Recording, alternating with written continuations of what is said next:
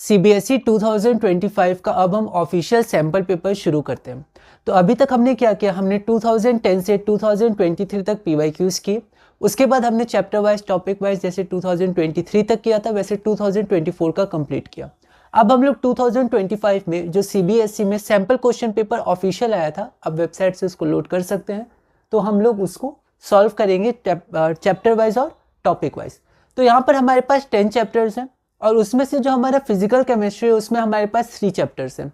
उसके बाद inorganic chemistry उसमें हमारे पास 2 चैप्टर्स हैं और उसके बाद हमारे पास ऑर्गेनिक केमिस्ट्री जिसमें 5 चैप्टर्स हैं। तो ये जो हमारी क्लास 1 है इसमें हम लोग फिजिकल केमिस्ट्री के जो 3 चैप्टर्स हैं हमारे पास सॉल्यूशंस, इलेक्ट्रोकेमिस्ट्री और केमिकल काइनेटिक्स, उसके क्वेश्चंस देखेंगे टॉपिक वाइज। तो यहाँ पर हमारे पास क्लास 1 है, इसके हम लोग 3 चैप्टर्स देखेंगे। टोटल 33 क्वेश्चंस हैं और उसमें आपके डिफरेंट सेक्शंस हैं, 1 मार्क्स 2 मार्क्स ऐसे करके। तो यहाँ पर जो हमारा पहला चैप्टर सॉल्यूशंस है उसमें 7 मार्क्स है उसका वेटेज, और उसमें से एक क्वेश्चन 2 मार्क्स का आया है और एक क्वेश्चन 5 मार्क्स का है। तो ऐसे हमारे पास टोटल 7 मार्क्स हो गए। हम लोग पहला क्वेश्चन देखते हैं। तो यहाँ पर मैं पहला क्वेश्चन रीड करता हूँ, उसमें 2 पार्ट है, 2 मार्क्स का क्वेश्चन है। Nitrogen gas is soluble in water at temperature 293 kelvin, 293 kelvin में टेम्परेचर पर द वैल्यू ऑफ KH, ठीक है, नाइट्रोजन गैस के लिए जो वैल्यू ऑफ KH है वो है 76.48 किलो बार, ठीक है। तो यहाँ पर किलो, यहाँ पर बार मैंने लिख दिया, एक्चुअली यहाँ किलो बार होगा, तो मैं इसको अभी यहाँ करेक्ट कर देता हूँ, ठीक है। यूनिट्स का आप ध्यान रखिएगा, है ना। जैसे अगर मान लीजिए आपकी ऐसी मिस्टेक हो जाती तो यहाँ पर आपके मार्क्स डिडक्ट हो सकते थे, हाफ मार्क्स या 1/4। तो यहाँ पर किलो बार है और यहाँ किलो बार, ठीक है। तो हम लोग आगे बढ़ते हैं कि nitrogen gas is soluble in water at temperature 293 kelvin, the value of KH Henrys constant is 76.48 kilo bar. How would the solubility of nitrogen very, nitrogen का सॉल्युबिलिटी कैसे वेरी करेगा, ब्रैकेट में इंक्रीज करेगा, डिक्रीज करेगा या फिर constant रहेगा, at a temperature above 293 kelvin, 293 kelvin के अबव उसका सॉल्युबिलिटी कैसे वेरी करेगा। तो हम जानते हैं कि जब टेम्परेचर वेरी करता है तो KH की वैल्यू वेरी हो जाती है। तो यहाँ दिया हुआ है कि KH की वैल्यू इंक्रीज कर गई 88.8 किलो बार, ठीक है। तो 76.48 किलो बार से टेम्परेचर इंक्रीज करने पर हमारा जो हेनरीज कांस्टेंट की वैल्यू है 88.8 किलो बार हो गई। तो आपको पता है ना सॉल्युबिलिटी में क्या चेंज आएगा। ऐसे क्वेश्चंस पहले भी आ चुके हैं। ये एक्चुअली क्या है कि आपका वेरिएशन है KH, टेम्परेचर और सॉल्युबिलिटी के बीच। तो यहाँ पर KH और सॉल्युबिलिटी, तो हमें पता है कि जब KH की वैल्यू इंक्रीज करती है तो सॉल्युबिलिटी हमारा डिक्रीज हो जाता है। इसी कारण इससे क्वेश्चन कनेक्ट होता है। आपको ध्यान होगा NCERT में है भी कि जो फिशेज होते हैं, एक्वेटिक स्पीसीज होते हैं, वो कोल्ड वाटर में ज़्यादा स्टेबल या कंफर्टेबल होते हैं। वहाँ कंफर्टेबल वर्ड यूज़ किया गया था, ज़्यादा कंफर्टेबल होते हैं, ठीक है। तो वैसे रिलेटेड ये क्वेश्चन है, सिमिलर क्वेश्चन है, लैंग्वेज बस अलग से है। तो इसको हम लोग एक बार लैंग्वेज के साथ देखेंगे PDF में। अगला क्वेश्चन भी देखिए, ये सब क्वेश्चन सिमिलर हैं, ठीक है, क्योंकि हमारे पास सेम टॉपिक्स हैं, लगभग सेम कॉन्सेप्ट्स हैं। तो सारे क्वेश्चन की लैंग्वेज अलग अलग होती है, लेकिन फिर भी हम लोग देखेंगे सैम्पल क्वेश्चन पेपर में कुछ क्वेश्चंस अच्छे आए हैं, नए आए हैं और अच्छे कॉन्सेप्ट्स के हैं, ठीक है। और लेकिन ज़्यादातर क्वेश्चन आपके रिलेटेड हैं, तो आपको बस रिवाइज करना है और लैंग्वेज को पकड़ना है कि कॉन्सेप्ट्स क्या है। तो हम लोग आगे बढ़ते हैं। Chloroform boiling point 61.2 degree Celsius and acetone boiling point 56 degree Celsius are mixed to form an azeotrope. Chloroform और एसीटोन, हमें पता है ये मैक्सिमम बॉइलिंग एजियोट्रोप बनाता है। H आपका O के संग हाइड्रोजन बॉन्ड करता है, तो जो हमारा लिंकेज होता है या फिर जो बॉन्ड होता है वो हमारा स्ट्रॉन्ग बनता है हाइड्रोजन बॉन्ड के कारण, तो ये मैक्सिमम बॉइलिंग एजियोट्रोप बनाता है। तो ये आपका कॉन्सेप्ट हो गया।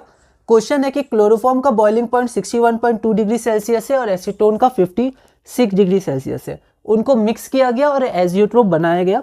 The mole fraction of acetone, mole fraction acetone का दिया है 0.339। और तो आपको बताना है बॉइलिंग पॉइंट ऑफ एजियोट्रोप क्या है। आपके पास 3 ऑप्शन दिए हैं, एक्चुअली MCQ बेस्ड नहीं है पर फिर भी 3 ऑप्शन दिया है।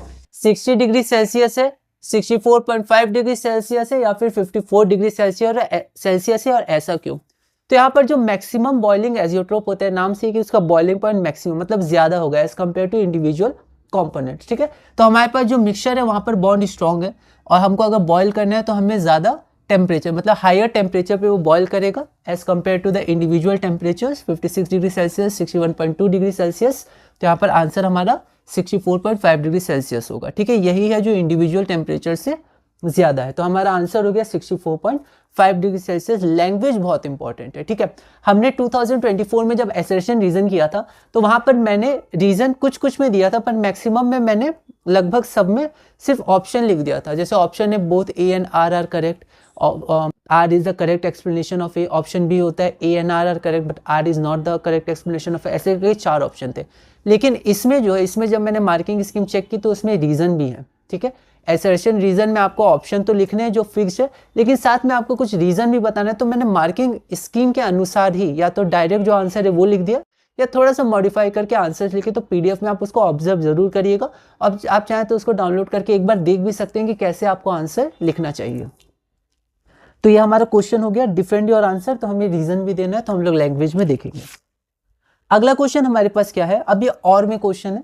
ये 1 मार्क्स 1 मार्क्स 2 मार्क्स का क्वेश्चन था। अब और तो एक इंटरनल चॉइस है इसमें, तो उसको हम लोग देखते हैं। क्वेश्चन है सोडा बॉटल मतलब वो फ्लैट हो जाता है, मतलब अपना फिजीनेस वो लूज कर जाता है। तो वह soda bottle will go flat lose its fizz faster in Srinagar than in Delhi. Is this statement correct, why और वाई नॉट। तो अगर आप इस पे ध्यान दीजिएगा तो यहाँ पर बस लैंग्वेज वेरी है, वरना कॉन्सेप्ट अगर आपको पता चल गया श्रीनगर और दिल्ली का क्यों यूज़ किया गया है तो आप इसको बता सकते हैं। सबसे पहले तो हम समझ जाएंगे सोडा बोतल है तो यहाँ पर हमारे पास CO2 से रिलेटेड है, तो हेनरीज लॉ से ये रिलेटेड है। उसके बाद यहाँ पर श्रीनगर और दिल्ली का यूज़ किया गया है कि जो सोडा बोतल है तो वहाँ पर जो फिजनेस होगा वो जल्दी कहाँ लूज होगा, श्रीनगर में या फिर दिल्ली में। तो श्रीनगर आपका ऊपर होता है, दिल्ली आपका नीचे होता है एज कम्पेयर, ठीक है। तो जो हमारा प्रेशर होता है वो जैसे जैसे हम लोग ऊपर जाते हैं तो प्रेशर डिक्रीज करता है, ठीक है। तो श्रीनगर पे जो पार्शियल प्रेशर होगा हमारा, ठीक है, हम लोग यहाँ पर CO2 का ले लेते हैं क्योंकि CO2 जब निकलता है तभी फिजनेस लूज होता है, ठीक है। तो पार्शियल प्रेशर यहाँ गैस का कम होगा क्योंकि श्रीनगर में प्रेशर कम होता है, एटमॉस्फेरिक प्रेशर, ठीक है। यहाँ पर क्या होगा, ज्यादा होगा, ठीक है। तो CO2 का प्रेशर यहाँ कम, यहाँ पर ज्यादा। अब हेनरीज लॉ लगाइए, तो हेनरीज लॉ में जो आपका सॉल्युबिलिटी ऑफ गैस होता है वो डायरेक्टली प्रोपोर्शनल टू प्रेशर होता है, ठीक है। यहाँ प्रेशर कम तो यहाँ पर solubility of CO2 come, okay. यहाँ पर प्रेशर ज्यादा दिल्ली में तो यहाँ पर सॉल्युबिलिटी ऑफ CO2 ज्यादा। तो यहाँ पर सॉल्युबिलिटी के कारण ही तो फिजनेस आता है। हाई टेम्परेचर पे CO2 को सील किया जाता है ताकि CO2 के मॉलिक्यूल ज़्यादा से ज़्यादा वाटर में, मतलब वो जो लिक्विड वाटर होता है, शुगर सिरप या और कुछ फ्लेवर्स ऐड किए होंगे उसमें वाटर आता है तो वो फिजनेस वहाँ पर इंक्रीज होता है उसी के कारण। तो जितनी ज़्यादा सॉल्युबिलिटी उतनी ज़्यादा फिजनेस, ठीक है। तो यहाँ पर सॉल्युबिलिटी कम, ठीक है, तो यहाँ पर फिजनेस कम, मतलब जल्दी यहाँ पर फिजनेस लूज हो जाएगा, ठीक है। और यहाँ पर फिजनेस देर में लूज होगा, ठीक है। तो यहाँ पर आप ऐसे भी बोल सकते हैं कि यहाँ पर जो डिफरेंस होगा, ठीक है, बोतल के अंदर जब वो सील पैक था और जब श्रीनगर का उसको एटमॉस्फेयर मिला तो वहाँ पर डिफरेंस बहुत ज़्यादा होगा, ठीक है। तो CO2 जल्दी से रिलीज होता रहेगा, ठीक है। या आप ऐसे भी सोच सकते हैं कि यहाँ पर प्रेशर कम है तो CO2 का सॉल्युबिलिटी वहाँ कम होगा, ठीक है। तो यहाँ पर जो मार्किंग स्कीम है उसमें डायरेक्टली आपका रिलेशन यूज़ किया गया है हेनरीज लॉ का कि सॉल्युबिलिटी क्योंकि कम होती है ऐसा, मतलब according to the Henry's law language में लिखा हुआ है, तो वहाँ पर सॉल्युबिलिटी कम होने के कारण फिजनेस कम होगी या जल्दी वो लूज। तो श्रीनगर में आपका क्या होगा, सॉल्युबिलिटी कम होगी या फिजनेस वो जल्दी लूज करेगा। लैंग्वेज पर हम लोग ध्यान देंगे। अगला क्या है, how does sugar help in increasing the shelf life of the product, ठीक है। तो शेल्फ लाइफ मतलब प्रिजर्वेशन एक तरह से पूछा गया है, ठीक है, बस लैंग्वेज का अंतर है। तो शुगर या सॉल्ट हम लोग ऐड करते हैं तो फूड क्या होता है, प्रिजर्व हो जाता है, वो ज्यादा समय तक हम लोग यूज उसको कर सकते हैं। ऐसा क्यों, तो यहाँ पर जो आपका रीजन होगा वो ऑस्मोसिस से रिलेटेड है, प्रिजर्वेशन ऑफ फूड, ठीक है। तो बैक्टीरिया वाटर लूज करते हैं, श्रिवल करते हैं, फिर डाई करते हैं, ठीक है। तो ऐसे करके जो हमारा फूड है वो ज़्यादा समय तक सही रहता है। तो इसको एक बार लैंग्वेज में देख लेंगे, ऐसे क्वेश्चन आए हुए हमने देखे हैं। आगे बढ़ते हैं, अब हमारे पास 5 मार्क्स का क्वेश्चन है। 5 मार्क्स के क्वेश्चन में भी हमारे पास यहाँ पर आप देख सकते हैं इंटरनल चॉइसेस है। 5 मार्क्स में हमने देखा इंटरनल चॉइसेस रहती हैं। तो यहाँ पर सबसे पहले तो ग्राफिकल एनालिसिस है डिप्रेशन इन फ्रीजिंग पॉइंट का। अब यहाँ पर आप ध्यान दीजिए कि क्वेश्चन क्या है, an experiment was carried out in laboratory to study depression in freezing point, ठीक है।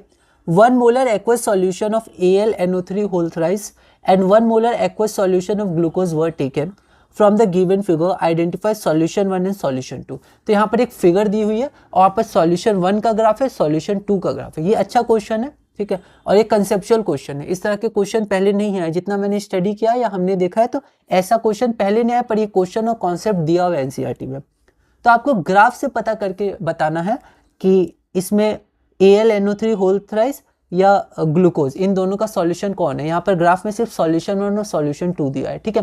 प्रीवियस ईयर क्वेश्चन में इसको एक्सप्लेन करने आया था, इसको हमें एनालाइज करने नहीं आया था, लेकिन इस बार हमें एनालाइज इसको करना है, ठीक है। तो इसको हम लोग पीडीएफ में एक बार देख लेंगे।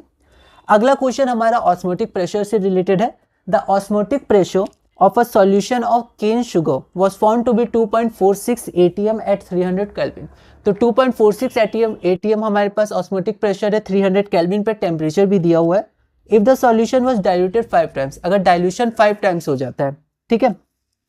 Calculate the osmotic pressure at the same temperature, तो अगर हमारा डाइल्यूशन इंक्रीज करता है तो ऑस्मोटिक प्रेशर पे क्या इफेक्ट होगा हमें वो बताना है। How can the osmotic pressure of the given cane sugar be decrease without changing its volume.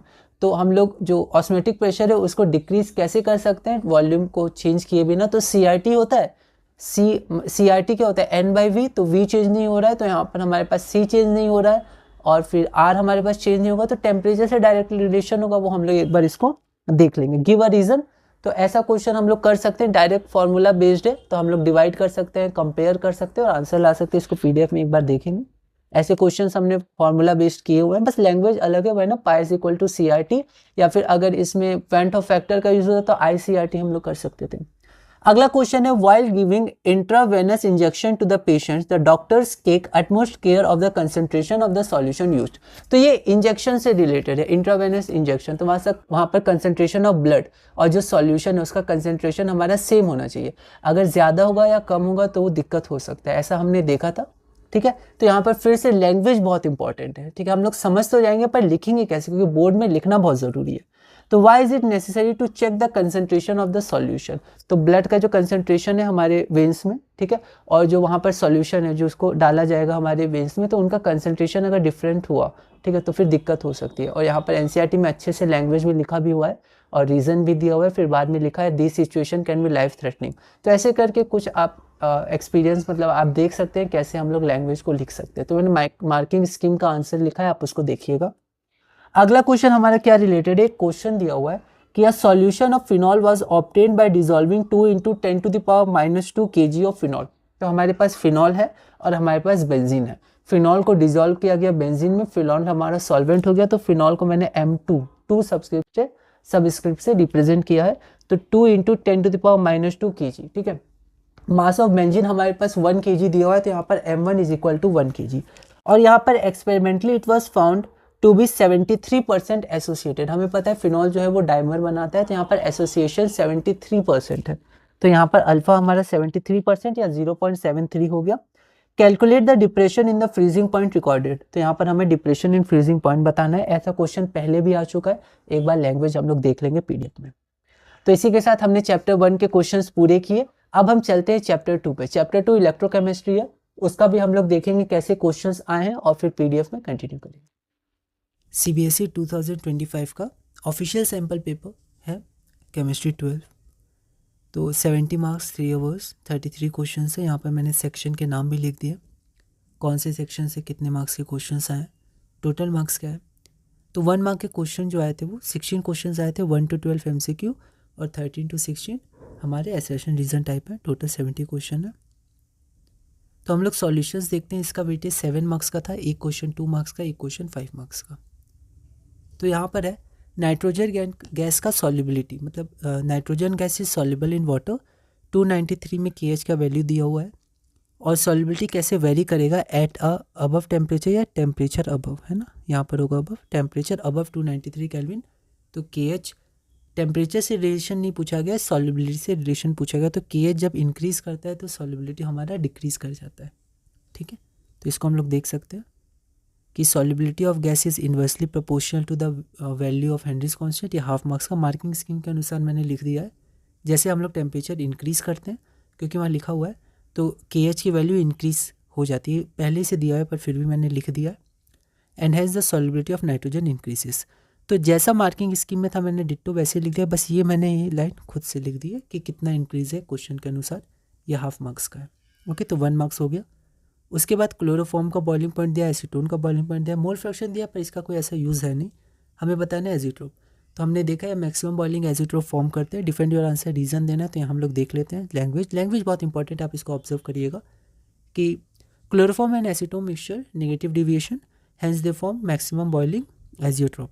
तो बॉइलिंग पॉइंट जो ऑब्टेन होगा वो हायर होगा इंडिविजुअल कंपोनेंट से, तो 64.5 डिग्री सेल्सियस। यहाँ थोड़ी ओवर राइटिंग हो गई थी तो मैंने ऐसे कर दिया, पर आप कोशिश करेगा ओवर राइटिंग जितनी कम हो उतनी अच्छा है हमारे लिए।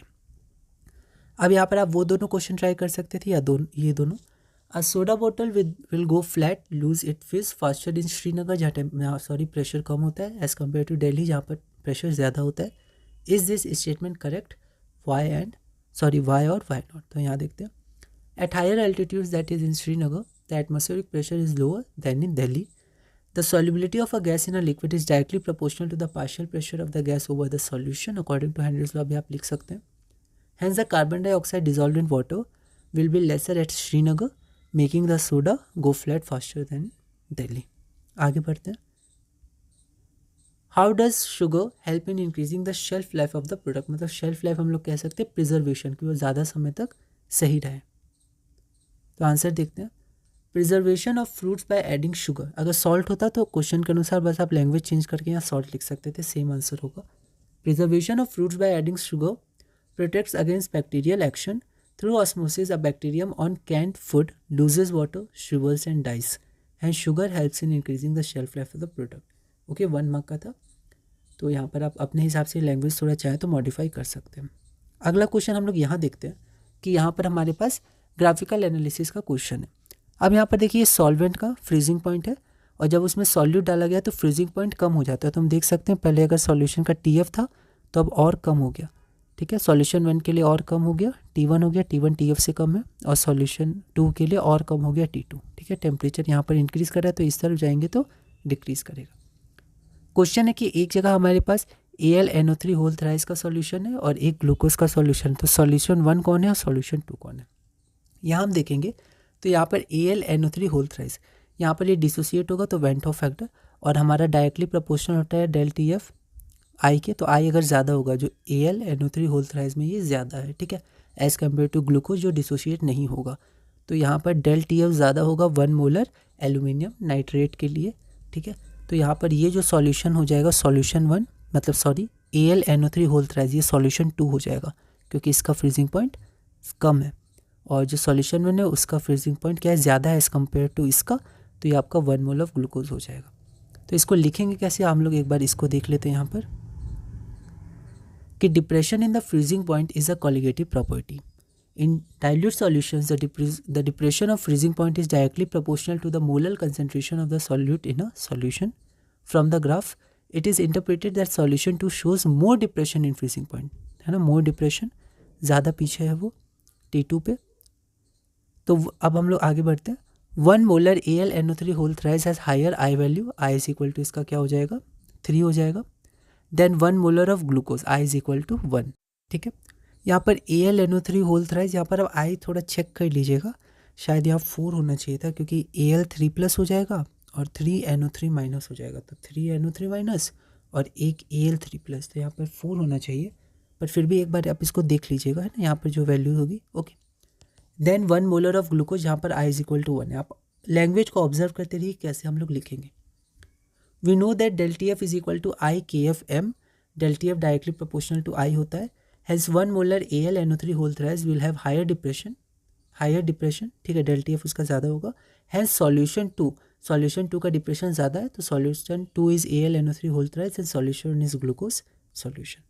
अगला हम लोग देखते हैं, द ऑस्मोटिक प्रेशर हमने दिया है 2.46 300 केल्विन पे, और अगर सॉल्यूशन को 5 टाइम्स हम लोग डाइल्यूट करते हैं तो हमें ऑस्मोटिक प्रेशर निकालना है उसी टेम्परेचर पे। How can the osmotic pressure of the given cane sugar solution be decreased without changing its volume, give a reason for your answer. तो यहाँ देखते हैं, तो हमारा जो ऑस्मोटिक प्रेशर 2.46 atm है, मान लेते हैं जो हमारा V1 है वो V है इनिशियल, जब उसको डाइल्यूट किए तो 5 टाइम्स हो जाएगा, तो 5V1, V1 को V माना है तो यहाँ 5V हो जाएगा, इसको इक्वेशन 2 मान लिया। वैसे मार्किंग स्कीम में इक्वेशन नहीं था, पर फिर भी आप इक्वेशन लिख सकते हैं। तो हमें पता है जो हमारा ऑस्मोटिक प्रेशर होता है वो CRT होता है, C होता है N2/V, जहाँ N2 है मोल्स ऑफ सॉल्यूट, तो यहाँ पर N2 को हम लोग N मान सकते हैं। तो अगर आपको मानना है N तो मान सकते हैं, वरना N2 ही करके आप लिख सकते थे, कोई दिक्कत नहीं, पर आप पहले ही देख लीजिएगा वरना ओवर राइटिंग हो जाएगी। और हमें एक्सप्रेशन में केयरफुल रहना है, फ्रॉम 1 and 2, तो V2 की वैल्यू हम लोग यहाँ डाल रहे हैं, मतलब यहाँ जो V2 हमारा है वो ऊपर चला जाएगा तो 5V, तो यहाँ लिखेंगे फ्रॉम 1 and 2, ठीक है, वहाँ ऊपर नहीं लिखेंगे। तो इन सब में छोटी छोटी बातों पे आप ध्यान रख सकते हैं, ठीक है। वैसे मार्किंग स्कीम में अगर आप देखिएगा तो वहाँ कोई इक्वेशन ऐसे ली नहीं गई थी, तो यहाँ पर बस हमें क्या करना है, पाई 1 बाय पाई 2, तो पाई 1 हमारा V1 हो गया, तो n बाई V1 RT, ये RT कैंसिल हो जाएगा, n कैंसिल हो जाएगा, तो V2 by V1, V2 5V है V, तो यहाँ हमारा 5 टाइम्स हो जाएगा। तो यहाँ पर हमें पाई 2 की वैल्यू भी निकालनी है, तो पाई 1 की वैल्यू ऑस्मोटिक प्रेशर 2.46 ATM दिया हुआ है, तो यहाँ पर हमारा जो फाइनल ऑस्मोटिक प्रेशर आ जाएगा, मतलब दूसरे सॉल्यूशन के लिए हो जाएगा 0.528 ATM, डिक्रीज हो जाएगा 5 टाइम्स, तो the required osmotic pressure is इतना। उसके बाद और भी क्वेश्चन पूछा गया था, तो वो भी हम लोग ध्यान रखेंगे। तो osmotic pressure is directly proportional to temperature, तो ऑस्मोटिक प्रेशर डायरेक्टली प्रोपोर्शनल होता है टेम्परेचर के, hence the osmotic pressure of cane sugar can be decrease by decreasing the temperature. तो वॉल्यूम चेंज नहीं करना था, तो टेम्परेचर के रिलेशन के साथ हम लोग चेंज कर सकते हैं विदाउट चेंजिंग द वॉल्यूम। और में देखते हैं क्या क्वेश्चन है। तो क्वेश्चन है, while giving intravenous injection to the patient the doctors take utmost care of the concentration of the solution used, why is it necessary to check the concentration of the solution. तो ये क्यों ज़रूरी है, तो language पे आप ध्यान दीजिएगा। While giving intravenous injection to the patients, utmost care of concentration of the solution is to be taken. The solution must have same concentration of that of blood cells. If the concentration of the solution becomes more concentrated than the concentration of the blood, it will lead to the shrinkage of the blood cell. तो fluid क्या होगा, blood cell से बाहर चला जाएगा, ठीक है। और आप लैंग्वेज पे ध्यान रखिएगा। उसके बाद, if the concentration of the solution is less concentrated than the concentration of blood, अगर कम होगा तो क्या होगा, फ्लूइड जो है सॉल्वेंट वो अंदर चला जाएगा ब्लड सेल के, तो स्वेलिंग हो जाएगा। Both situations our life threatening. तो आप एक्सपीरियंस या फिर देख सकते हैं कैसे लैंग्वेज लिखा जा सकता है। अगला क्वेश्चन है, a solution of phenol was obtained by dissolving 2 × 10⁻² kg of phenol, mass of solute दिया हुआ है, in 1 kg of benzene, mass of solvent दिया हुआ है। Experimentally it was found to be 73% associated, degree of association दिया हुआ है, calculate the depression in freezing point. तो ये क्वेश्चन हम लोग बना सकते हैं, सिमिलर क्वेश्चंस आए हुए हैं। तो मास ऑफ फिनॉल इतना हो गया, mass of benzene, degree of association, find करना है डिप्रेशन ऑफ फ्रीजिंग पॉइंट। वैसे गिवन या टू फाइंड ऐसा लिखा नहीं रहता है मार्किंग स्कीम में, पर फिर भी चाहें तो आप एक बार इसको लिख सकते हैं। तो यहाँ पर फिनॉल डाइमराइज होता है, तो C6H5OH hold OH, initial concentration C, तो यहाँ 0, तो यहाँ C 1 - अल्फ़ा या C - C अल्फ़ा, तो यहाँ पर आपको हो जाएगा C अल्फ़ा बाय, आप 2 भी डायरेक्ट लिख सकते थे, पर मार्किंग स्कीम में N लिखा हुआ था तो आप N भी लिख सकते हैं, आप 2 भी लिख सकते हैं डायरेक्ट, कोई दिक्कत नहीं है, ठीक है। तो यहाँ पर लिखा हुआ था मार्किंग स्कीम में where degree of dissociation association is equal to इतना, लेकिन यहाँ मैंने गिवन में ही लिख दिया, तो मैंने दोबारा नहीं लिखा। तो आप लैंग्वेज और मेथड देख लीजिएगा आपको कैसे लिखना है। फिर आगे अल्फ़ा, यहाँ पर डायरेक्ट लिखा गया total number of moles after association divided by before association, ऐसे भी आप कर सकते थे, पर मार्किंग स्कीम में डायरेक्ट यहाँ दिया हुआ है alpha is equal to 1 - I by 1 - N, ये भी आप यूज़ कर सकते हैं, ऐसे भी आप लिख सकते हैं, ठीक है। आई हमारा वेंट ऑफ फैक्टर होता है, तो ये फॉर्मूला भी आप लिख सकते हैं। एन की वैल्यू क्या हो जाएगी 1/2, ऐसा क्यों, ऐसा इसलिए क्योंकि जो हमारा फिनॉल है वो डाइमर बनाता है, ठीक है, तो वो एक तरह से 2 मॉलिक्यूल्स एक हो जाते हैं, मतलब हाफ हो जाते हैं, जो इनिशियल होंगे उससे हाफ हो जाएंगे जो फाइनल होंगे, तो एन की वैल्यू हमारी 1/2 हो जाएगी। इसको मैंने इक्वेशन नंबर 1 मान लिया। अब आगे हम लोग बढ़ते हैं कि यहाँ पर अल्फ़ा की वैल्यू हम पुट कर देंगे, आई की वैल्यू हमें फाइंड आउट करनी है, एन की वैल्यू 1/2 होगी, तो आई की वैल्यू 0.635 आ जाएगी। उसके बाद डिप्रेशन इन फ्रीजिंग पॉइंट का हम लोग फार्मूला लगा सकते हैं, del TF is equal to I KFM, तो del TF आई की वैल्यू फ्रॉम 2 से, KF की वैल्यू देखिए यहाँ पर क्वेश्चन में दी नहीं थी, दी जानी चाहिए थी, बेंजीन की वाटर की आपको ध्यान रखनी है, वैसे उसकी भी दी जाती है पर फिर भी, और बेंजीन की 5.12 केल्विन kg पर मोल होती है, तो ये दिया जाना चाहिए था, पर फिर भी मैंने यहाँ लिखा, मार्किंग स्कीम में डायरेक्ट ऐसे लिख दिया था आंसर में। फिर यहाँ पर मोलैलिटी क्या होता है, number moles of solute by mass of solvent in kg। उसके बाद तो ऐसे क्वेश्चंस बहुत बना है, तो रिक्वायर्ड आंसर आ जाएगा 0.691 K, ये मोलर मास होगी। तो यहाँ पर अगर आप देखिएगा तो किस टॉपिक से क्वेश्चंस आए हैं, तो हेनरीज लॉ थ्योरी 1 क्वेश्चन, ये कॉन्सेप्ट था, एजियोट्रॉप से आए हैं, फ्रीजिंग पॉइंट विंट ऑफ फैक्टर से रिलेटेड वाले क्वेश्चन आए हैं, हेनरीज लॉ का थ्योरी के क्वेश्चन आए हैं, ये भी थ्योरी का ही था, ऑस्मोसिस का थ्योरी का क्वेश्चन आया, प्रिजर्वेशन ऑफ फूड, फिर कॉलिगेटिव प्रॉपर्टी में ग्राफ का एनालिसिस आया है, ठीक है, और ये पहला बार क्वेश्चन ऐसा दिया गया था। ऑस्मोसिस में न्यूमेरिकल आया है कैलकुलेशन करने, और ऑस्मोसिस में थियोरेटिकल क्वेश्चंस भी आए हैं।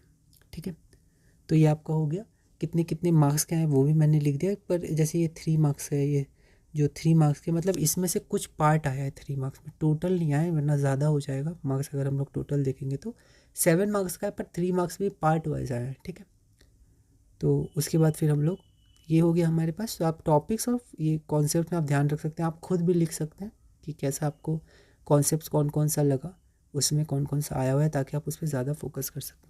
अब हमारा चैप्टर नंबर 2 इलेक्ट्रोकेमिस्ट्री है, तो एक बार हम लोग उसको बोर्ड में देख लेते हैं, फिर हम लोग PDF में कंटिन्यू करेंगे। तो ये हमारा चैप्टर नंबर 2 है इलेक्ट्रोकेमिस्ट्री। इलेक्ट्रोकेमिस्ट्री एक बहुत ही इंपॉर्टेंट चैप्टर है। ऐसा क्यों? ऐसा इसलिए क्योंकि हमारे पास 10 चैप्टर्स हैं, हमारे पास टोटल मार्क्स 70 हैं। अगर आप देखिए तो एक चैप्टर को 7 मार्क्स मिलने चाहिए, और ज़्यादातर हम देखें ज़्यादातर चैप्टर्स को 7 मार्क्स मिले हैं। ठीक है, अभी हमने सॉल्यूशंस देखा, वो भी 7 मार्क्स का था, लेकिन इलेक्ट्रोकेमिस्ट्री को 9 मार्क्स मिले हैं। ठीक है, तो ये इंपॉर्टेंट है। 2025 के सैम्पल क्वेश्चन पेपर में अगर हम लोग देखें तो 1 क्वेश्चन 1 मार्क का आया है, 1 क्वेश्चन 2 मार्क्स का, और 2 क्वेश्चन 3 मार्क्स के। तो ऐसे हो गए 3 2 आर 6, तो 6 + 2 8 + 1 9, तो ऐसे हमारे पास 9 मार्क्स के क्वेश्चंस हैं। तो एक बार हम लोग क्वेश्चन देख लेते हैं, ब्रीफ में इसको एक बार समझ लेते हैं, उसके बाद हम लोग डिस्कस करेंगे PDF में। पहला क्वेश्चन जो 1 मार्क का है वो assertion reason type question. Assertion है for strong electrolytes there is a slow increase in molar conductivity with dilution, ये हमने देखा है, and can be represented by the equation, ये इक्वेशन हमने देखी। ठीक है, लेकिन इससे रिलेटेड रीजन क्या है? The value of the constant A for NaCl, CaCl2 and MgSO4 in a given solvent and at a given temperature is different. तो A की जो वैल्यू होती है ये डिफरेंट होती है, डिफरेंट हमारे इलेक्ट्रोलाइट्स के लिए, जहाँ पर NaCl, CaCl2, MgSO4 ऐसे होती है। तो ये रीज़न तो बिल्कुल सही है, लेकिन अगर हम लोग इक्वेशन को देखें तो हमारा इक्वेशन क्या है? मोलर कंडक्टिविटी, ये हमारे पास डेल नॉट है इनफाइनाइट डाइल्यूशन पे, मोलर कंडक्टिविटी AC½ ठीक है। इस इक्वेशन को अगर हम लोग देखें तो ये सही सा लग रहा है, लेकिन हम लोग इसको ध्यान से देखेंगे तो ये इक्वेशन गलत है। ऐसा क्यों? ऐसा इसलिए क्योंकि इनफाइनाइट डाइल्यूशन पे जो मोलर कंडक्टिविटी हमारे पास है वो हमारी यहाँ होती है। ठीक है, और यहाँ पर जो LHS में होती है वो मोलर कंडक्टिविटी हमारी होती है, तो ये दोनों रिप्लेस होंगे, तो सही इक्वेशन होगी। तो असर्शन में जो हमारे पास इक्वेशन दी है वो इक्वेशन हमारी गलत है, तो असर्शन गलत हो गया। ठीक है, तो आपको ध्यान से देखना है। ऐसे जैसे इस चैप्टर में इससे रिलेटेड प्रीवियस ईयर क्वेश्चंस में ज़्यादा क्वेश्चंस नहीं पूछे गए, कुछ क्वेश्चंस बिल्कुल पूछे गए, लेकिन इससे रिलेटेड क्वेश्चन नहीं पूछे गए।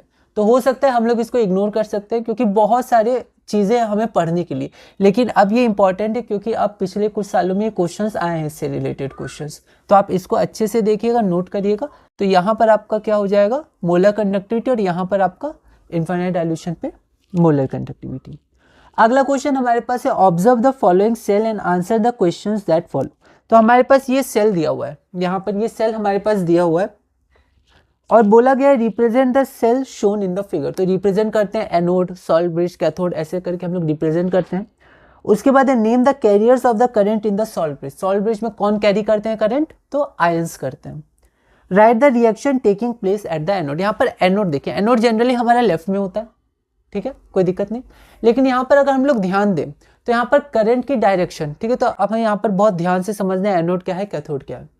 तो यहाँ पर हम लोग देखें तो यहाँ पर गैल्वेनोमीटर हमारा इस डायरेक्शन में, मतलब करंट का फ्लो इस डायरेक्शन में, ठीक है, करंट इस डायरेक्शन में फ्लो कर रहा है, तो इलेक्ट्रॉन्स किस डायरेक्शन में फ्लो करेंगे? इस डायरेक्शन में।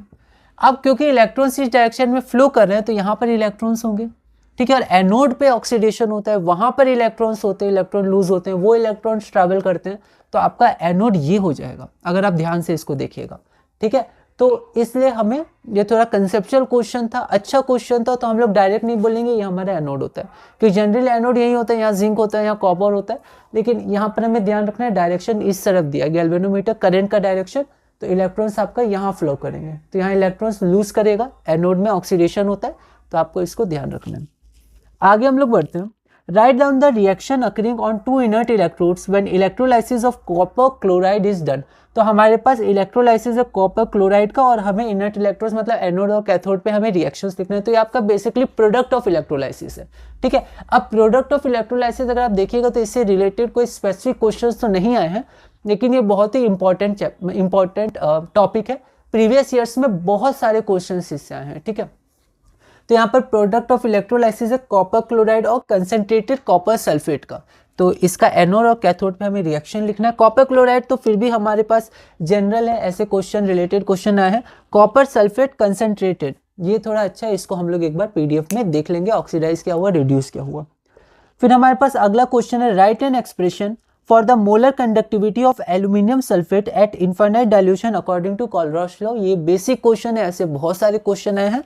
ये हमारे पास एल्यूमिनियम सल्फेट है, Al2SO4 होल थ्राइस, तो 2Al3 प्लस 3SO4 2 माइनस, ठीक है, ऐसे करके हम लोग आगे बढ़ सकते हैं। तो हम लोग को यहाँ पर बस एक्सप्रेशन लिखना है, वैल्यूज भी दी हैं, PYQs में क्वेश्चन पूछे गए।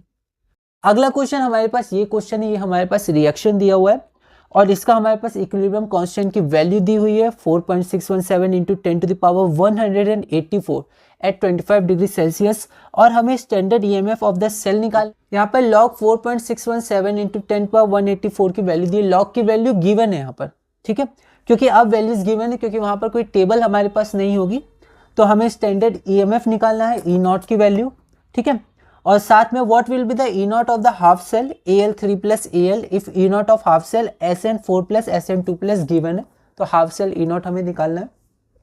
तो यहाँ पर बस हमें ये ध्यान रखना है n की वैल्यू, क्योंकि नस्ट इक्वेशन होगा 25 डिग्री सेल्सियस पे, आप डायरेक्ट लिख सकते हैं 0.0591 डिवाइडेड बाय n की वैल्यू आपको पता करनी होगी।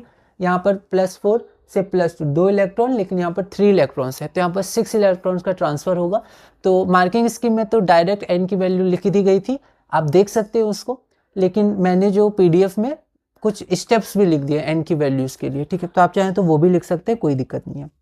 ऐसे क्वेश्चन पहले भी आ चुके हैं। तो इसी के साथ चैप्टर 2 के जो क्वेश्चन है वो हमने पूरे किए। अब हम लोग क्या करते हैं, पीडीएफ में एक बार देख लेते हैं, उसके बाद हमारा लास्ट चैप्टर इस क्लास का जो चैप्टर 3 है उसको कंटिन्यू करेंगे। हमारे चैप्टर नंबर 2 इलेक्ट्रोकेमिस्ट्री है, ये हमारा वेटेज है 9 मार्क्स का। एसर्शन क्या है, for strong electrolyte there is a slow increase in molar conductivity with dilution, तो ये इक्वेशन हो गया।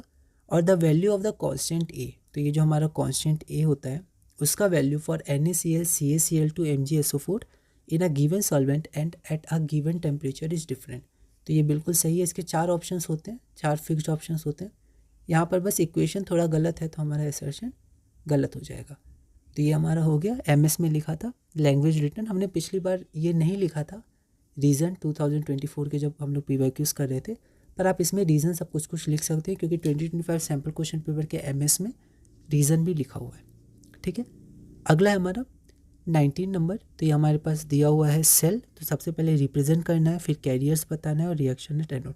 तो हमने देखा ये हमारा एनोड हो जाएगा, ये हमारा कैथोड हो जाएगा, इलेक्ट्रोलाइट भी हमारे पास गिवन है। तो रिप्रेजेंटेशन क्या होता है, एनोड और कैथोड, तो ये पहले एनोड है, तो YCl2 मतलब 2+ है यहाँ पर, तो यहाँ पर प्लस, और XCl है तो X+ है, तो X+ से X रिप्रेजेंटेशन हो गया। आयंस कैरियर होते हैं, और एनोड पे ये रिएक्शन हमारा हो जाएगा 1 मार्क्स का, और ये 2 हाफ मार्क्स का, तो टोटल 2 मार्क्स का। उसके बाद हमारा क्वेश्चन है, write down the reaction occurring on 2 inert electrodes, मतलब एक तरह से प्रोडक्ट ऑफ इलेक्ट्रोलाइसिस यहाँ पूछा गया है, copper sulphate concentrated copper sulphate और कॉपर क्लोराइड का। तो हम लोग यहाँ पर देख लेते हैं, तो यहाँ पर कैथोड में रिडक्शन ऑफ कॉपर, और यहाँ पर oxidation of chloride ion to chlorine gas.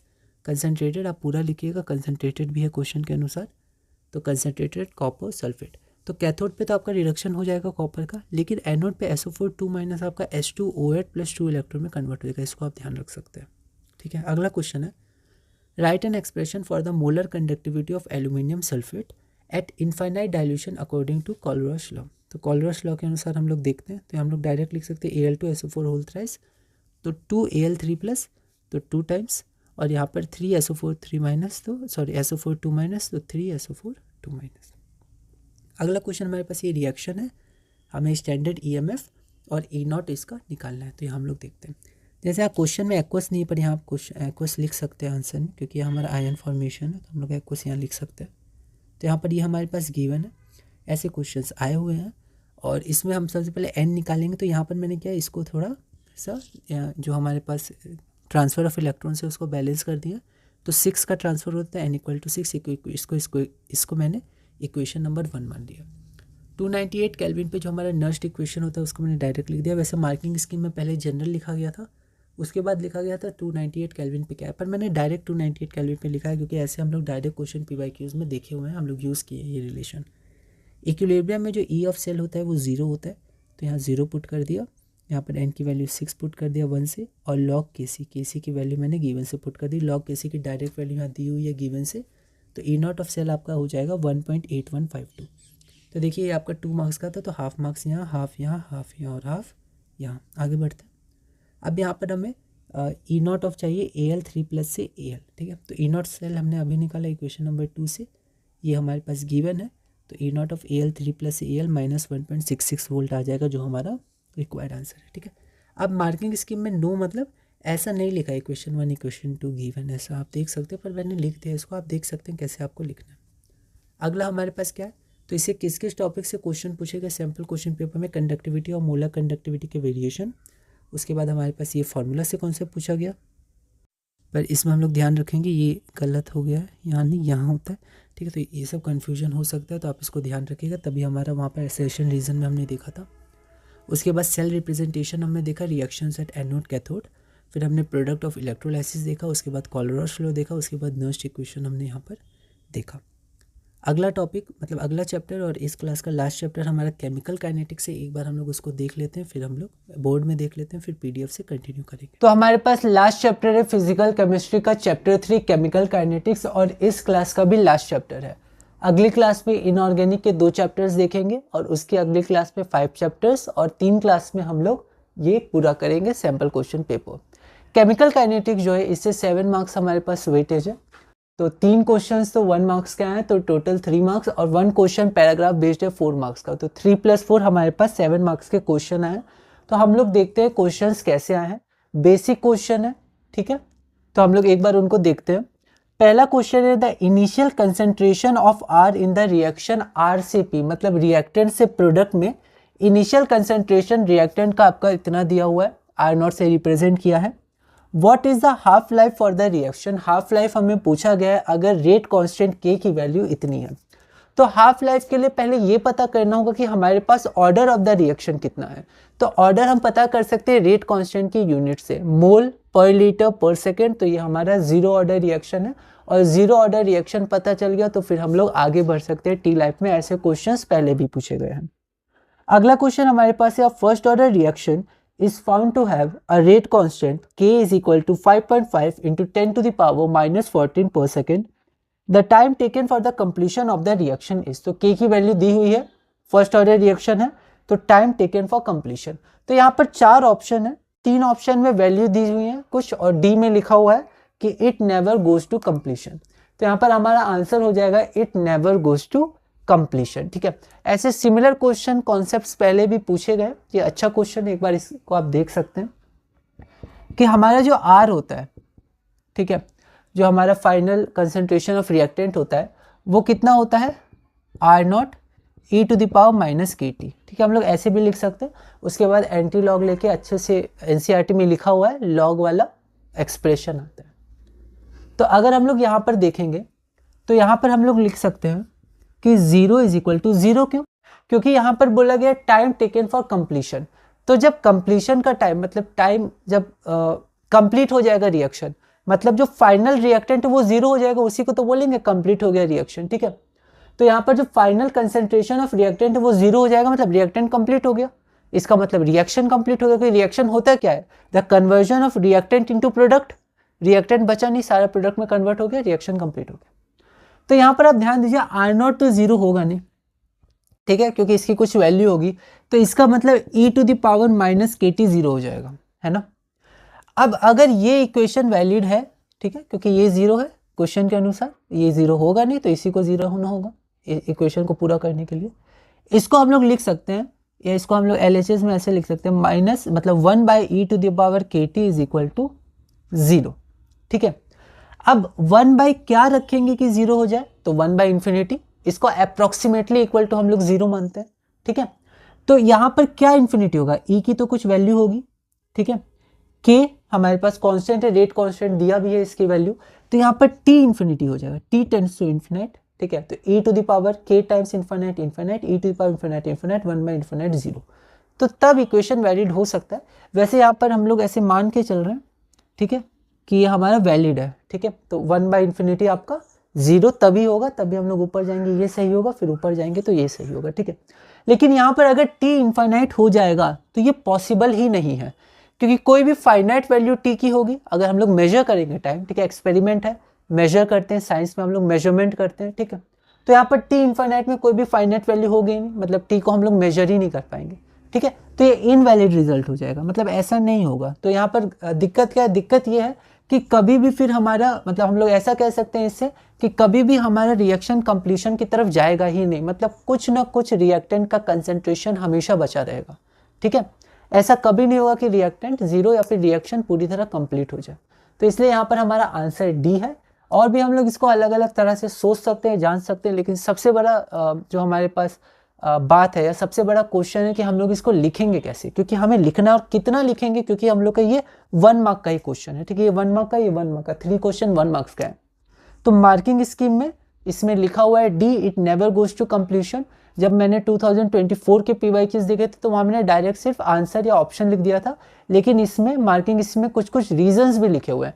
तो आपको 2025 में जब आप एग्जाम देने जाए तो आप रीजन भी लिख सकते हैं थोड़े बहुत, तो आप एक्सपीरियंस ले सकते हैं कि आपको कैसे लिख सकते हैं आप रीजन, ठीक है। तो यहाँ पर रीजन लिखा हुआ है, for first order reaction R is equal to R0 e to the power minus KT, if R is equal to 0 then e to the power minus KT is equal to 0, T infinite which is not possible. एक बार हम लोग PDF में भी देखेंगे। अगला question फिर से हमारे पास 1 मार्क का है, the half life for a zero order reaction is independent of the initial concentration of the reactant for a zero order reaction R is equal to K। जो हमारा रेट होता है वो रेट कांस्टेंट के बराबर होता है। तो आपको बताना है क्या सही है और क्या हमारा गलत है। तो the half life for a zero order reaction is independent of initial concentration, ये गलत है, क्योंकि वो डिपेंड करता है। R0 बराबर, मतलब T हाफ क्या होता है, R0 initial concentration bye 2K, तो R0 मतलब इनिशियल कंसंट्रेशन पे डिपेंड करता है T हाफ, ठीक है। और जो रीजन है for a zero order reaction, rate हमारा K के बराबर होता है, दोनों की यूनिट सेम भी होती है, ऐसा क्वेश्चन पहले भी आया था। तो रीजन सही है, एसर्शन गलत है, तो हमारा ऑप्शन नंबर डी हो जाएगा। उसके बाद हमारे पास एक पैराग्राफ बेस्ड क्वेश्चन है। पैराग्राफ उसको आप समझ सकते हैं, अच्छा पैराग्राफ है, ठीक है। और उसके बाद हमारे पास कुछ क्वेश्चंस हैं, वो मैं पढ़ देता हूँ। जैसे predict the expression for the rate of reaction, ये हमारे पास इक्वेशन दी हुई है, आपको रेट ऑफ रिएक्शन लिखना है। उसके बाद how will the rate of the reaction be affected if the concentration of bromine is triple. तो अगर एक का कंसेंट्रेशन हम लोग ट्रिपल कर सकते हैं, ऐसे आपने ध्यान दिया होगा, बहुत सारे क्वेश्चन पूछे गए PYQs में, तो रेट ऑफ रिएक्शन क्या होगा, ठीक है। उसके बाद सेकंड क्वेश्चन भी सिमिलर है, बस लैंग्वेज चेंज है, तो अलग टाइप का आप इसको कह सकते हैं। व्हाट चेंज, भाई ये वाला थोड़ा हटाना, रेडी। और में इसका है what change in the concentration of H2 will triple the rate of reaction. तो रेट ऑफ रिएक्शन ट्रिपल हो गया है, ये दिया हुआ है, तो कंसेंट्रेशन ऑफ H2 क्या होगा, ये पूछा गया है। और लास्ट क्वेश्चन मैकेनिज्म से रिलेटेड है, तो ऐसा क्वेश्चन पहले भी आया हुआ है। Suppose a reaction between A and B was experimentally found to be first order with respect to both A and B, so the rate of equation, मतलब जो हमारा रेट लॉ हो जाएगा वो हो जाएगा rate is equal to K concentration of A into concentration of B, ठीक है। Which of these two mechanisms is consistent with this experimental finding. तो मैकेनिज्म के दो क्वेश्चन है, जो हमारा स्लो स्टेप होता है वही रेट डिटरमाइनिंग स्टेप होता है, उससे हम लोग ऑर्डर निकालते हैं। तो ऐसा क्वेश्चन पहले आया हुआ है। तो इसी के साथ हमारा फिजिकल केमिस्ट्री पूरा होता है। तो हमारे जो पहले 3 चैप्टर्स है वो बहुत इंपॉर्टेंट है, 7 + 9 + 7। तो आप देख सकते हैं सब जो हमारा एवरेज 7 मार्क्स का है एक चैप्टर के लिए, तो 2 7 और 1 9 है। तो फिजिकल केमिस्ट्री बहुत ही इंपॉर्टेंट है, ठीक है। लेकिन इसमें कैलकुलेशंस होती है, तो हमें ध्यान रखना है, वे ऑफ राइटिंग भी ध्यान रखना है, थ्योरेटिकल क्वेश्चंस भी पूछे जाते हैं। तो इस क्लास में हम लोग इतने ही रखते हैं। अगली क्लास में हम लोग इनऑर्गेनिक केमिस्ट्री के 2 चैप्टर्स करेंगे और धीरे धीरे अपने 2025 CBSE official sample question paper में आगे बढ़ेंगे। एक बार हम लोग PDF देख लेते हैं, फिर अगली क्लास से इनऑर्गेनिक केमिस्ट्री हम लोग शुरू करेंगे। चैप्टर 3 हमारा केमिकल काइनेटिक्स है, 7 मार्क्स का ये वेटेज है। क्वेश्चन देखते हैं। इनिशियल कंसंट्रेशन हमें दिया हुआ है और हाफ लाइफ हमें पता करनी है, K की वैल्यू दी हुई।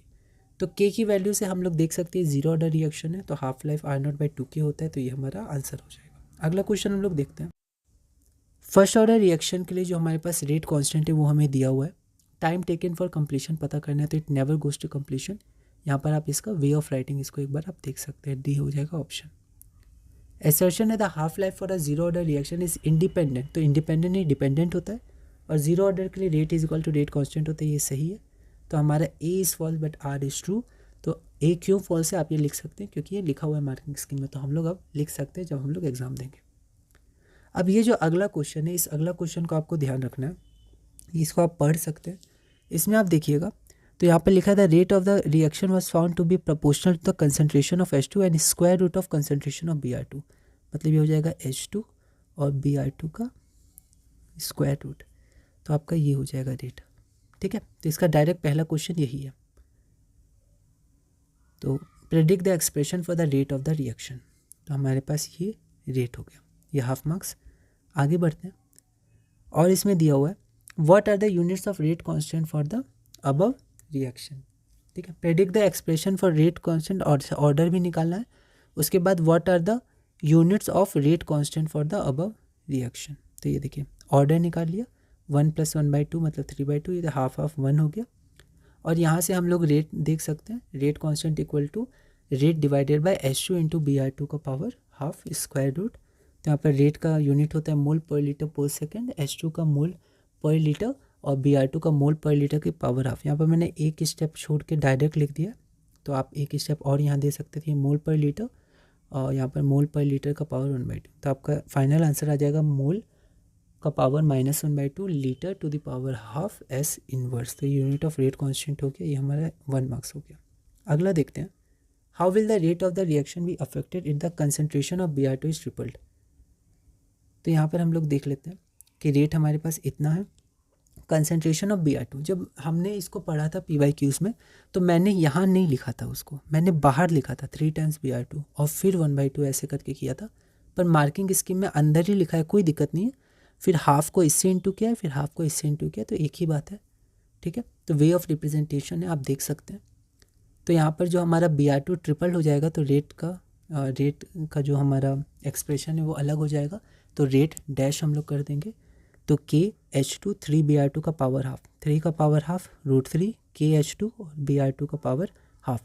अब KH2 Br2 का पावर हाफ रेट है फ्रॉम इक्वेशन 1, यहाँ से ले लेते हैं 1। ठीक है, तो यहाँ पर रेट जो हमारा फाइनल रेट हो जाएगा वो √3 रेट हो जाएगा। आप एक लाइन भी लिख सकते हैं, पर मार्किंग स्कीम में ऐसा कोई लाइन नहीं लिखा था तो मैंने यहीं तक छोड़ दिया, तो आपका 1 मार्क हो गया। और में क्या है कि what change in the concentration of H2 will triple the rate of reaction. ठीक है, मतलब रेट ऑफ रिएक्शन ट्रिपल ये दिया हुआ है, तो change in concentration of H2 आपको बताना है। तो यहाँ पर आप देखिए रेट हमारा इतना होता है। अब रेट हमारा क्या है, 3 टाइम्स ऑफ रेट है। अब तो ये जो हमारा रेट नया रेट है वो 3 टाइम्स ऑफ रेट है। यहाँ आप कह सकते हैं ये जो नया रेट है वो क्या है, जब H2 के कंसंट्रेशन को x टाइम्स कर दिया गया है तो ये नया रेट आया है। ठीक है, तो नया रेट इसके बराबर भी इसके बराबर भी है, तो इससे हम लोग बोल सकते हैं ये दोनों भी आपस में बराबर होगा। तो 3 times rate is equal to K times x H2, x time the concentration of H2 into Br2 the power 1/2।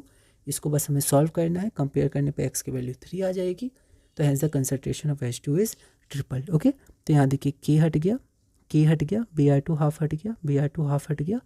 तो यहाँ पर x इंटू H2 मतलब x बाहर भी लिख सकते हैं H2, तो यहाँ पर H2 भी हट गया, तो x की वैल्यू 3। पर ऐसे आप इसको कैंसिल मत करिएगा, आप कंपेयर करके लिख सकते हैं। ठीक है, या from the above equation we see that, ऐसे करके आप लैंग्वेज लिख सकते हैं। Hence the concentration of H2 क्या होगा, ट्रिपल हो जाएगा। अब हमारे पास लास्ट क्वेश्चन है, तो यहाँ पर C में क्या है, suppose a reaction A and B was experimentally found to be first order with respect to both A and B। देखिए यहाँ पर कन्फ्यूजन हो सकता है कि ऑर्डर क्या है, फर्स्ट ऑर्डर नहीं है, ऑर्डर 1 नहीं है, first order with respect to both A and B। तो A और B दोनों के रिस्पेक्ट में फर्स्ट ऑर्डर है। ठीक है, तो यहाँ पर रेट हमारा ये है। अब मैकेनिज्म 1 हमारा ये हो गया और मैकेनिज्म 2 हमारा ये हो गया। ठीक है, अब वैसे तो ऑर्डर एक्सपेरिमेंटली डिटरमाइन होता है, पर जो हमारा मैकेनिज्म अगर हमें दिया है तो उसमें स्लोएस्ट स्टेप से हम लोग ऑर्डर लिख सकते हैं। यहाँ पर देखिए ये स्लोएस्ट स्टेप है, तो अगर ये मैकेनिज्म होगा तो ऑर्डर हो जाएगा 1, क्योंकि यहाँ पर 1 मॉलिक्यूल है, तो ऑर्डर हो जाएगा 1 विद रिस्पेक्ट टू A। और यहाँ पर स्लोएस्ट स्टेप से अगर हम लोग ऑर्डर निकालें तो ऑर्डर हो जाएगा 1 with respect to A and 1 with respect to B, जो हमारा सही है, क्योंकि यहाँ भी लिखा है order was found to be first order with respect to both A and B। A और B दोनों के रिस्पेक्ट में 1 है, सिर्फ 1 नहीं है। अगर सिर्फ ऑर्डर 1 होता टोटल तो ये आंसर होता, पर 1 विद रिस्पेक्ट टू A भी है और B भी है। ठीक है, तो यहाँ पर लैंग्वेज में हम लोग ध्यान रखेंगे। तो ये the slowest step is the rate determining step from mechanism two, ये है रेट, और 1 से ये है। Since the order of the reaction is 1, अगर आप इतना ही लिखिएगा तो गलत हो जाएगा। सिर्फ 1 नहीं है, इज ऑर्डर इज़ 1 या first order, the order of the reaction is first order पूरा लिखिएगा with respect to A and B, तब सही होगा, है ना। तो यहाँ देखिए मैकेनिज्म 2 के अनुसार ऑर्डर क्या है, विद रिस्पेक्ट टू ए 1 है, विद रिस्पेक्ट टू बी 1 है, क्योंकि एक मॉलिक्यूल ए का था एक मॉलिक्यूल बी का था स्लोएस्ट स्टेप में। Hence mechanism 2 is consistent with the experimental finding. तो इसी के साथ हमारा क्लास 1 पूरा हुआ। अगली क्लास में हम लोग क्या करेंगे, अगली क्लास में हम लोग इनऑर्गेनिक के 2 चैप्टर्स पढ़ेंगे इसी तरह, और धीरे धीरे सैम्पल क्वेश्चन पेपर 2025 में आगे बढ़ेंगे।